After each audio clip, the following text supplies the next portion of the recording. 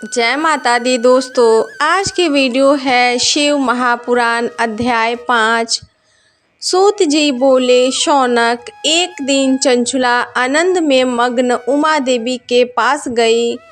दोनों हाथ जोड़कर उनकी स्तुति करने लगे। चंचुला बोली, हे गिरिजा नंदिनी स्कंद माता उमा, आप सभी मनुष्यों एवं देवताओं द्वारा पूज्य तथा समस्त सुखों को देने वाली हैं। आप शंभु प्रिया हैं। आप ही सगुण और निर्गुण हैं। हे सच्चिदा स्वरूपनी, आप ही प्रकृति की पोषक हैं। हे माता, आप ही संसार की सृष्टि, पालन और संहार करने वाली हैं।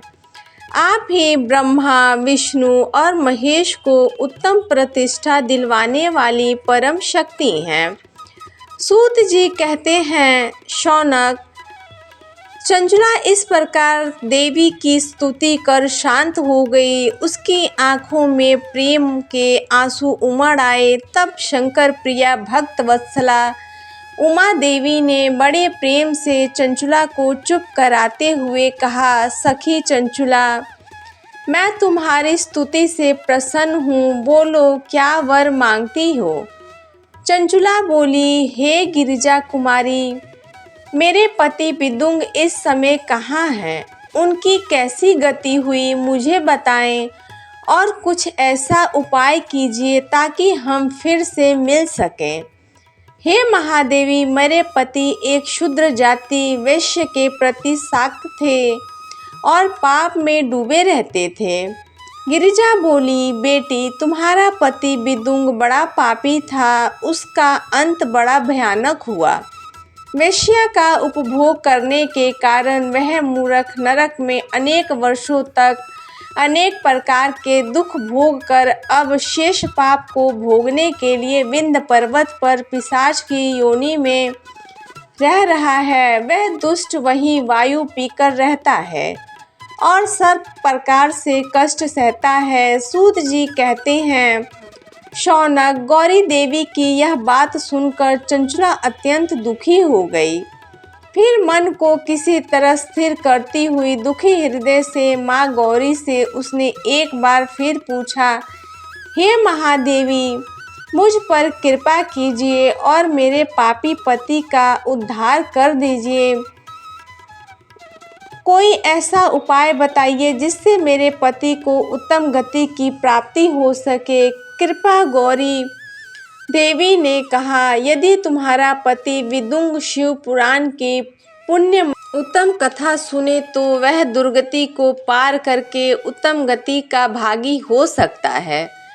अमृत के समान मधुर गौरी देवी का यह वचन सुनकर चंचुला ने दोनों हाथ जोड़कर मस्तक झुकाकर उन्हें बारंबार प्रणाम किया तथा प्रार्थना की, मेरे पति को शिव पुराण सुनाने की व्यवस्था कीजिए। ब्राह्मण पत्नी चंचुला के बार बार प्रार्थना करने पर शिव प्रिया गौरी देवी ने भगवान शिव की महिमा का गान करने वाले गंधर्वराज तंबूरों को बुलाकर कहा, तुम्बूरो, तुम्हारी भगवान शिव में प्रीति है। तुम मेरे मन की सभी बातें जानकर मेरे कार्यों को सिद्ध करते हो। तुम मेरी इस सखी के साथ विंध्य पर्वत पर जाओ। वहाँ एक महाघोर और भयानक पिशाच रहता है।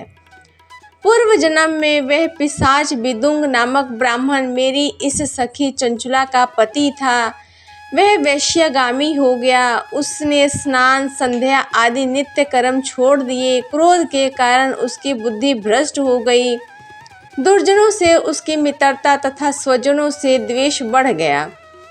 वह अस्त्र शस्त्र में हिंसा करता, लोगों को सताता और उनके घरों में आग लगा देता था। चंडालों से दोस्ती करता व रोज वेश्या के पास जाता।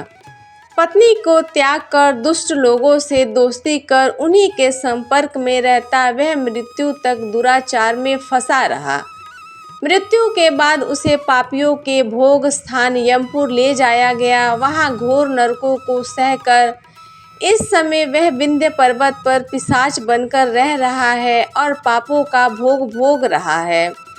तुम उसके सामने परम पुण्यमयी पापों का नाश करने वाली शिव पुराण की दिव्य कथा का प्रवचन करो। इस कथा को सुनने से उसका हृदय सभी पापों से मुक्त होकर शुद्ध हो जाएगा। वह प्रेत योनि से मुक्त हो जाएगा। दुर्गति से मुक्त होने पर उस विदुंग नामक पिशाच को विमान में बिठाकर तुम भगवान शिव के पास ले आना।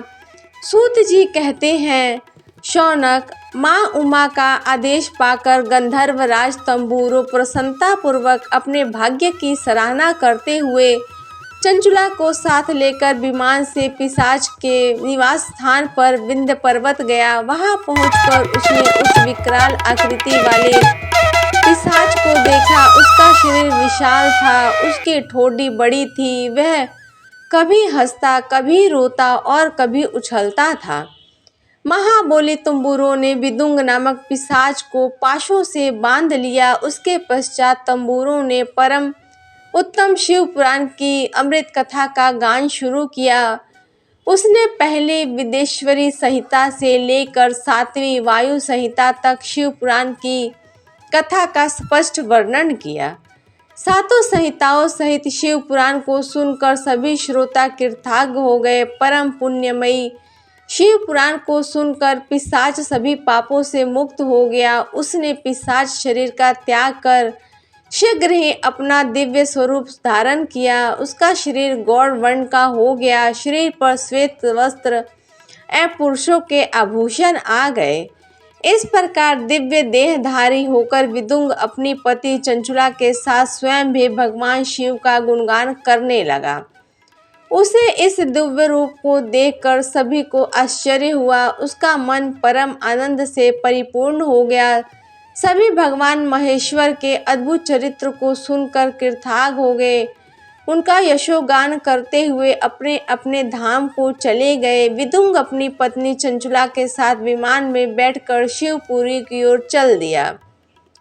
महेश्वर के गुणों का गान करता हुआ विदुंग अपनी पत्नी चंचुला व तुम्बूरों के साथ शीघ्र ही शिव धाम पहुंच गया। भगवान शिव ने देवी पार्वती सब ने उसे अपना पार्षद बना लिया। दोनों पति पत्नी सुखपूर्वक भगवान महेश्वर एवं देवी गौरी के श्री चरणों में अविचल निवास पाकर धन्य हो गए। तो दोस्तों, ये थी मेरी आज की महाशिव पुराण की कथा अध्याय 5। दोस्तों, कथा अच्छी लगी हो तो आप सब मेरे वीडियो को लाइक कर चैनल को सब्सक्राइब जरूर कर दें।